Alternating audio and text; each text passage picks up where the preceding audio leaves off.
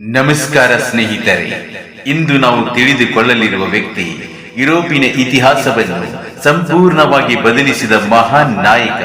ಅವರ ರಾಜಕೀಯ ಚಾತುರ್ಯ, ದೃಢ ನಿರ್ಧಾರಗಳು ಮತ್ತು ಅದ್ಭುತ ತಂತ್ರಗಳಿಂದ ಒಂದು ದೇಶವನ್ನು ಏಕೀಕರಿಸಿದ ಮಹಾಪುರುಷ. ಅವರು ಯಾರು ಎಂದರೆ ಜರ್ಮನಿಯ ಪ್ರಸಿದ್ಧ ನಾಯಕ ಒಟೋ ಬಿಸ್ಮಾರ್ಕ್.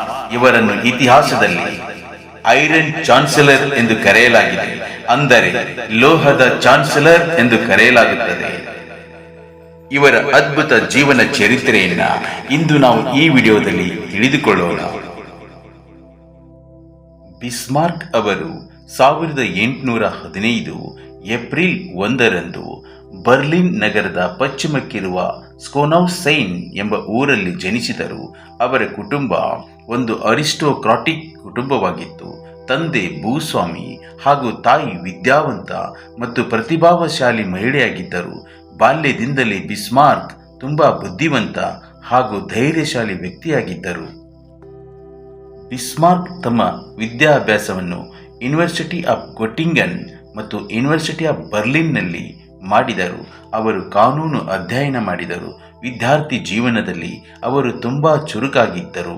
ಚರ್ಚೆಗಳು ಮತ್ತು ರಾಜಕೀಯ ವಿಷಯಗಳಲ್ಲಿ ಆಸಕ್ತಿ ತೋರಿಸುತ್ತಿದ್ದರು. ಬಿಸ್ಮಾರ್ಕ್ ತಮ್ಮ ರಾಜಕೀಯ ಜೀವನವನ್ನು ಪರ್ಷಿಯನ್ ಪಾರ್ಲಿಮೆಂಟ್ನಲ್ಲಿ ಆರಂಭಿಸಿದರು. ಆ ಸಮಯದಲ್ಲಿ ಜರ್ಮನಿ ಒಂದು ದೇಶವಾಗಿರಲಿಲ್ಲ, ಅದು ಹಲವಾರು ಸಣ್ಣ ರಾಜ್ಯಗಳಾಗಿ ವಿಭಜಿತವಾಗಿತ್ತು. ಬಿಸ್ಮಾರ್ಕರ ದೊಡ್ಡ ಕನಸು ಏನೆಂದರೆ ಈ ಎಲ್ಲ ರಾಜ್ಯಗಳನ್ನು ಒಂದೇ ದೇಶವಾಗಿ ಏಕೀಕರಿಸುವುದು. 1862ರಲ್ಲಿ ಬಿಸ್ಮಾರ್ಕ್ ಅವರನ್ನು ಪ್ರೇಸಿಯಾ ದೇಶದ ಪ್ರಧಾನಮಂತ್ರಿಯಾಗಿ ನೇಮಿಸಲಾಯಿತು.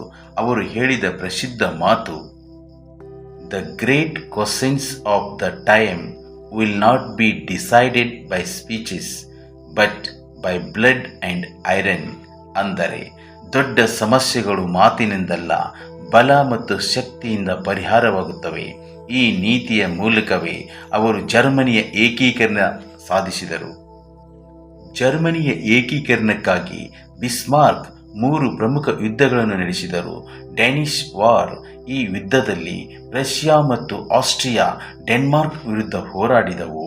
ಎರಡನೇದಾಗಿ ಆಸ್ಟ್ರೋ ಪ್ರೆಷಿಯನ್ ವಾರ್. ಈ ಯುದ್ಧದಲ್ಲಿ ರಷ್ಯಾ ಆಸ್ಟ್ರಿಯಾವನ್ನು ಸೋಲಿಸಿತು.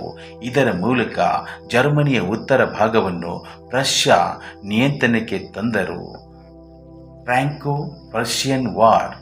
ಈ ಯುದ್ಧದಲ್ಲಿ ಫ್ರಾನ್ಸ್ ಸೋತಿತು. ಈ ವಿಜಯದ ನಂತರ 1871ರಲ್ಲಿ ಜರ್ಮನಿ ಅಧಿಕೃತವಾಗಿ ಏಕೀಕರಿಸಲ್ಪಟ್ಟಿತು. 1871ರಲ್ಲಿ proclamation of the German empire ನಡೆಯಿತು.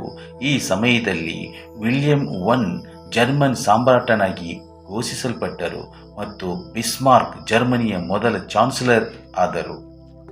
ಬಿಸ್ಮಾರ್ಕ್ ಕೇವಲ ಯುದ್ಧ ನಾಯಕ ಮಾತ್ರವಲ್ಲ, ಅವರು ಹಲವಾರು ಸಾಮಾಜಿಕ ಸುಧಾರಣೆಗಳನ್ನು ಮಾಡಿದರು. ಅವರು ಪರಿಚಯಿಸಿದ ಯೋಜನೆಗಳು ಆರೋಗ್ಯ ವಿಮೆ, ಕಾರ್ಮಿಕರ ಸುರಕ್ಷತೆ, ನಿವೃತ್ತಿ ಪಿಂಚಣಿ ಇವುಗಳು ಇಂದಿನ ಆಧುನಿಕ ಸಾಮಾಜಿಕ ಭದ್ರತಾ ವ್ಯವಸ್ಥೆಯ ಆರಂಭವಾಗಿದ್ದವು. 1888ರಲ್ಲಿ ವಿಲಿಯಂ II ಅಧಿಕಾರಕ್ಕೆ ಬಂದ ನಂತರ ಬಿಸ್ಮಾರ್ಕ್ ಜೊತೆ ಭಿನ್ನಾಭಿಪ್ರಾಯಗಳು ಉಂಟಾದವು. 1890ರಲ್ಲಿ ಬಿಸ್ಮಾರ್ಕ್ ರಾಜಕೀಯದಿಂದ ನಿವೃತ್ತಿ ಹೊಂದಿದರು.